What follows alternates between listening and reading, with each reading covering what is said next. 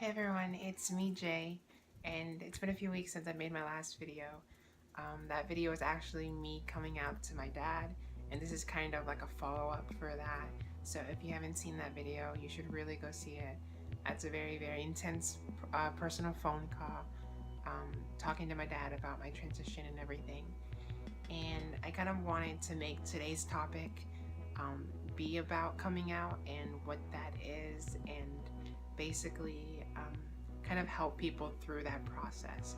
I get a lot of personal messages like on Twitter and stuff of people asking me like for any advice or anything about coming out to parents, and it definitely is a very hard and touchy subject. I know everyone's story is completely different, everyone's experience is completely different, so this conversation is definitely gonna be different for everybody.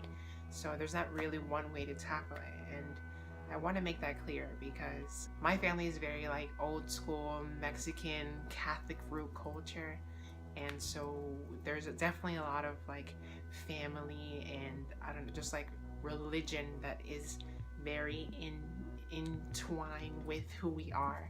So me coming out is definitely just a game changer for what they believe in.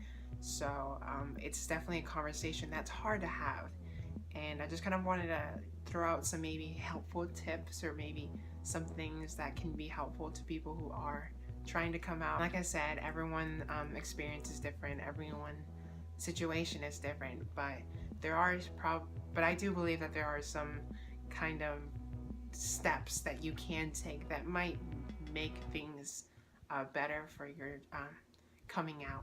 So the number one step is come out when you're ready. And I know that's kind of hard because a lot of people don't know when they're ready, and a lot of people it's like a hard thing to kind of know, but I personally believe that you'll know when it's that time, when it's just reached this like boiling point where you can't avoid it and you really just have to let it off your chest.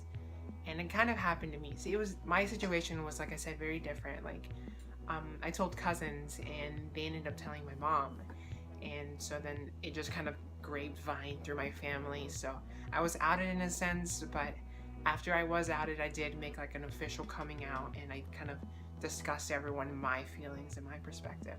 And so I think that's kind of the best way to start. If you are coming out, we live in a great age of like social media and stuff like that. If you want to write a post on Facebook or something to kind of put your feelings and how you feel out there so everyone can read your perspective and not get it through tainted like views of other people, that's probably one of the best things to do. I wrote like this really long post on Facebook kind of announcing like, you know, this is who I am, this is who I've always been, and you know, this is how it is. And it was really good. I got a lot of really good feedback from it. I had people messaging me saying that they supported me, and it's a really good thing just to kind of be able to put all your emotions out there without having to tell people one by one who you are. So I think social media is a good place to start. But before this whole coming out process, I think definitely build a support system of maybe a small selected family that may know you already. For me, I lived in like Southwest Florida for the majority of my life, and growing up I had told people that I was trans, and certain people stayed, certain people didn't, but it was like very low key, only certain people knew, and I obviously didn't pursue it because I was so scared. Well, during my senior year, I met my girlfriend, my now girlfriend, and I had told her about it, and she was like probably the biggest person to be involved with this transition. She pushed me to be myself, and I think that's the best thing. Find someone that you can really trust that would really help you in time of struggle. When my mom found out, she told me that she didn't want to see me as this freak, that I was not allowed at her house as this freak. Literal like words from her. And so whenever my lease ended, when I moved to Gainesville, whenever my lease ended, there was 2 months of me being homeless.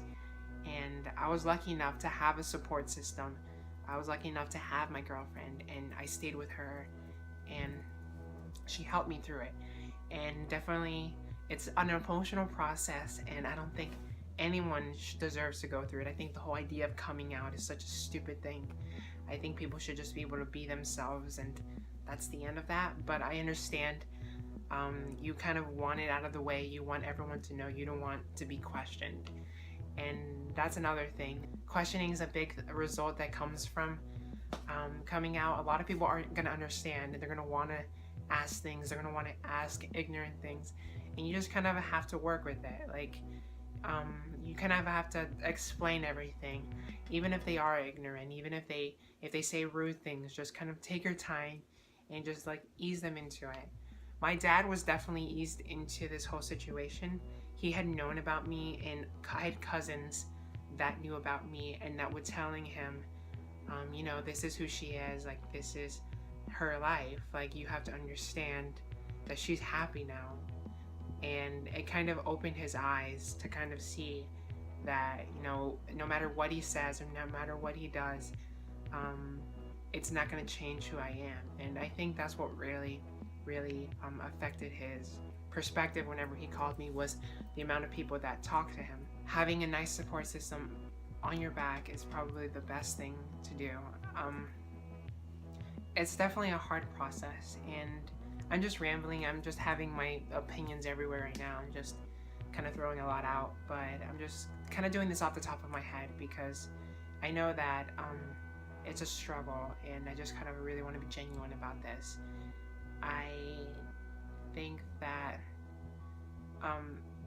coming out may be the loneliest time of your life. Living your life authentically may be the loneliest time in your life. And I think people need to come into that aware of that, because I really wasn't aware of that. And whenever I first came out, it was like this craziest thing where I felt really alone because I left so many people behind. I pushed so many people away, and a lot of people pushed me away for being me. And it's scary and it's hard, but when you get to finally live your life as yourself, and you get to finally be you, that's the thing that matters the most. That's what's gonna help your mental state. And sometimes it's hard to differentiate what's more important, you know, like other people in your life that you care about or yourself. And always know that it's yourself. I still struggle with, you know, making friends, but I have built a selected family, and I'm so happy, and I've never been happier. I, you know, do go through things. We all go through things, but I think that's just part of being human. That's just part of like living. Coming out is very scary. If you have any questions about anything, never, you know, be worried or scared to message me. I have a Twitter, I have an Instagram. You can find me on anywhere basically, and just write me, because this whole process is different for everybody, and it is hard. And your situation may not be the best. Your situation may be great. Mine definitely wasn't what I wanted, but I'm stronger now, and I'm happy where I am, and I'm happy of the struggles that I've gone through, because it's made me a stronger person today.